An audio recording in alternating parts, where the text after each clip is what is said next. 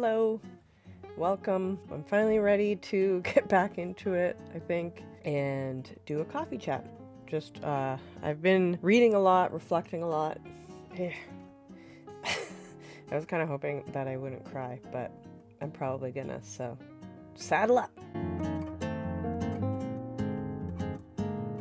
So coffee chats, usually I do life update, talk about books I'm reading or podcasts I'm listening to. My name is Kate. I'm a Canadian teacher. I am the creator of the Meta Mindset YouTube channel that makes brain break videos in French. And I also have this second channel where I kind of explore my creativity and also share tips about teaching and share information about brain research and learning. Anyhow, at the beginning of the school year, my father passed away.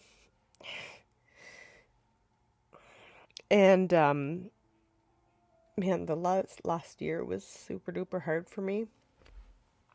I was kind of hoping that I could get through this without doing this, but it's okay. And the last 6 months in particular was super duper hard. I was doing my best to be present in all the situations that I was in, with my family in particular, and doing my best to be present and be the kind of adult that kids need in the classroom. Needless to say, when you're overwhelmed taking care of somebody that you love that's struggling, it's really overwhelming emotionally, and it's hard. It's just hard. Anyway, so I took some time off to try and... Sorry, this is hard. Anyway, I've taken some time off to try and take care of myself, because I haven't really been concentrating on that really for quite a while. As I said, it's really hard to do that when you're overwhelmed emotionally and you're trying to take care of somebody, especially end-of-life care. My dad had vascular dementia, and he had aphasia, so he didn't really talk anymore, and just I think he got really tired, and I'm happy that I was able to be there at the end, and that he's at peace now. It's still hard for me because I'm still here, but I have a lot of family and friends that are super supportive, and I find that really comforting. I have shared some of this stuff, some of my thoughts on Instagram. It's just really hard. So I took a break from Meta Mindset stuff, and I'm ready to get back into it now. I made a video. I made 2 videos. The other one hasn't come out yet as of this moment, but it is pretty much done. One of the videos is Danse ou Bouge.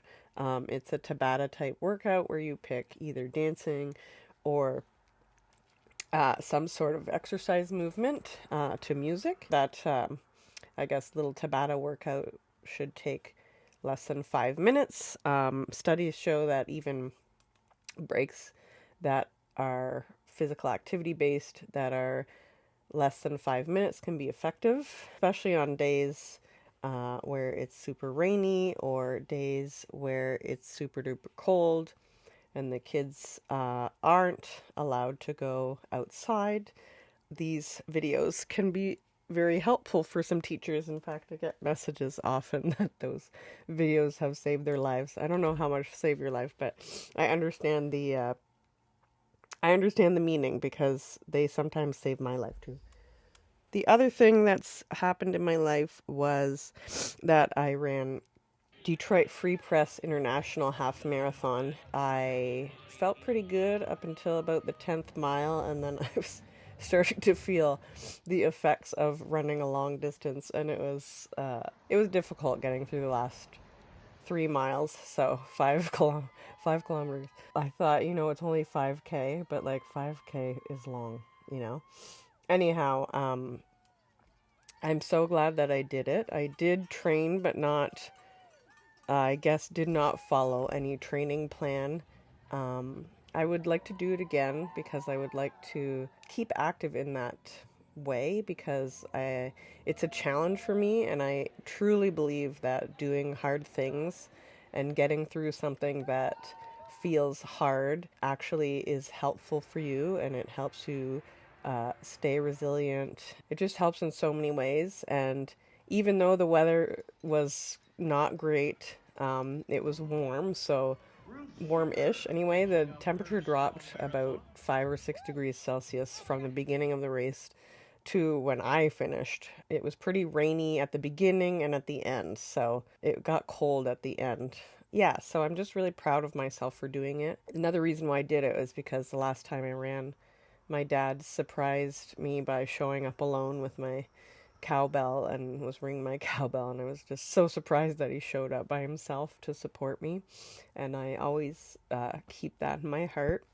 And then one of my friends said, every time I heard a cowbell, it made me think of your dad, and I was like, he was there with all of us cheering for sure. And another thing I wanted to talk about is that I'm going to be applying to do my master's in education.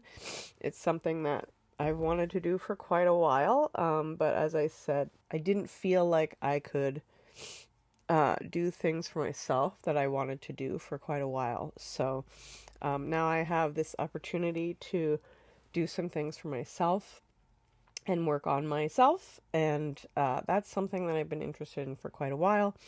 And I'm going to talk a little bit more about that in a bit, but it makes me generally, I'm super nervous about it because I haven't written an essay in a while, and I have to submit some academic writing, so I have to write an essay. It's kind of like a job application. I haven't applied for a job in quite a while either, so I'm kind of excited to get into it and apply, and I'm scared, but I am going to do it anyway because it's something that I really want to do, and I believe that it could help me personally and professionally. And if anybody out there has any advice or would like to help me in any way, I'd really appreciate it. And if not, that's okay too. Anyhow, let's get into it. So the books that I'm reading, there's a whole bunch this time. I've talked about this one book before, and I did start reading it, but I'm not finished. I'm only on chapter 3, but I already highly recommend it. I've been taking my time going through it because there's a lot of reflection questions, and I'm finding it really helpful, not only personally, but professionally. So this book, highly recommend, even though I'm only through the first 3 chapters. I've started journaling. Something else I wanted to mention, because of this book, suggested to take a course as a way for you to continue learning. So this course is a course called Reconciliation Through Indigenous Education, and it's offered online through the University of British Columbia, and I'll put a link to that in the description below. I've gone through the first 3 weeks of the course already. I've found it super duper valuable. Totally recommend this course. You can do it for free, or you can do it as like a certificate course and pay for the certificate. And you can choose to do that at the beginning, or you can, I think you can choose to do that at the end. You can correct me if I'm wrong. So the goal, according to the course, is to take part in activities as an indicator of success. So really the goal is for you to learn things about yourself and about reconciliation and about how you can integrate reconciliation in your practice. And I've found it super valuable. So basically something that keeps coming up within the last couple of years for myself is about connections. Everything is connected, but in this book there's ideas that I hadn't thought about. Not that I hadn't thought about connection to the land, because definitely I feel a connection to the land. Everything is connected, and not just our connections with presently with the earth and with the people that are around us and with ourselves, but also with the past. So all of our connections have context. I just thought that was super valuable insight for me personally. And they talk a lot about comfort versus discomfort and safety and how safety isn't necessarily comfort, and we grow through discomfort. So knowing where you are is great, and having self-awareness is about that is awesome. But connection requires like active participation, essentially. Something else I saw, and I might put the link to it in the description below, the stuff about connection and how emotion is so intertwined and connected to learning. So our connection to the earth and the people around us are super duper important in order for you to feel safe. You need to feel safe in order for you to learn. The more and more I think about teaching, the more connection is important. And you really do that through talking to people. And as a teacher, it's super duper important for us to know the people that we're teaching in order for us to be able to guide them and become the best version of themselves that they can be. And I'm still working on that myself, because I've felt super disconnected for quite a while, and I've been working on it for a while as I became aware of that. And I found this course and this book super helpful which is why I've been doing the reflection questions, because I've found it like really helpful for me personally. Super duper recommend. If you guys want to read it with me and whatever, you can. And yeah. And so that brings me to another book, which is a book that I had started reading in the summer to help out with communication and connection with the students. The Strive for 5 Conversations. I'm not going to talk too much about this right now, but I highly recommend this book. I will add some information about this in my upcoming video about the November morning meetings. So there will be more details in that video. And then because of all this investigation into reconciliation, I've stumbled upon a couple of things that I wanted to share as well that could be valuable for other teachers. I stumbled on something that's called imaginative education. I haven't finished reading this book yet, but this is a book written by Kieran Egan, I believe it's pronounced. The main idea of this whole book is that engaging students' imaginations is crucial to successful learning. Talks about examples of how to do it in the classroom. I'm not finished reading this book, but interesting. I also stumbled across this book, A Walking Curriculum, Evoking Wonder and Developing a Sense of Place. This comes back to the place-based learning. This also talks about your emotional connection to place and how you can use it in your classroom, but by getting outside. Studies show that getting outside in nature, taking breaks in nature, helps reduce your stress and also helps you take a break from your learning and actually improves your success academically after you take breaks in nature. I would like to get more into that in the future. So I stumbled across a website that's called Take Me Outside. They have tons of outdoor learning certification programs. They have conferences. They have wellness retreats. There are a lot of learning opportunities. Outdoorlearning.com. There are tons of resources, free virtual workshops, and there are also paid virtual workshops. So I've participated in 2 workshops so far that were free. I purchased 2 books because I listened to the author of this one speak, and I thought it was interesting. Unfortunately, I had asked in the workshop, and these books are not available in French at the moment. I'm not sure if they're intending on doing that later, but I just purchased them to see, and I really liked the story. And then also this book right here, I really liked both of these books. Both of these authors spoke in the workshops, so that's why I became interested in them. These would be valuable to have in your classroom. I won't be putting them in mine because, unfortunately, they're not in French. But I have been participating in some of the free virtual workshops, and I have found those valuable. The woman who wrote Braiding Sweetgrass read from a book, and then she said that storytelling is medicine. That really resonated with me specifically recently. People have been really reaching out and connecting with me and sometimes sharing their stories of their personal experiences.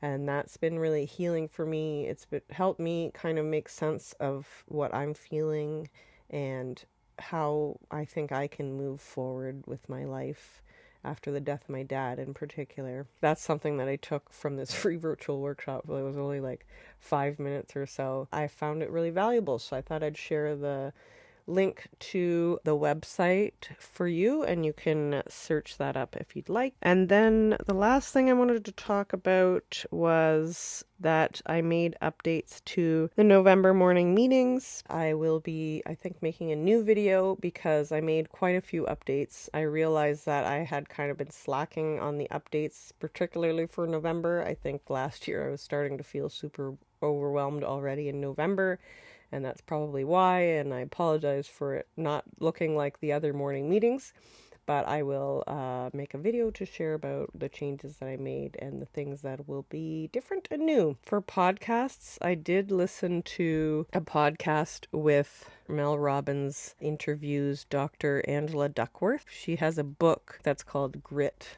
I would like to read that at some point, but I found the podcast really interesting. Talk about how you create a successful mindset. They're researching the science of passion and perseverance and how you can key into that and to be more successful and just feel better about your life. So I found that inspiring and helpful. Another podcast that I listen to frequently is The Good Hang with Amy-Poehler. The two that I have listened to recently, The Good Hang with Amy-Poehler and Kristen Wiig, and The Good Hang with Amy-Poehler and Rachel Dratch, and I just found those really great. So that's pretty much it for today.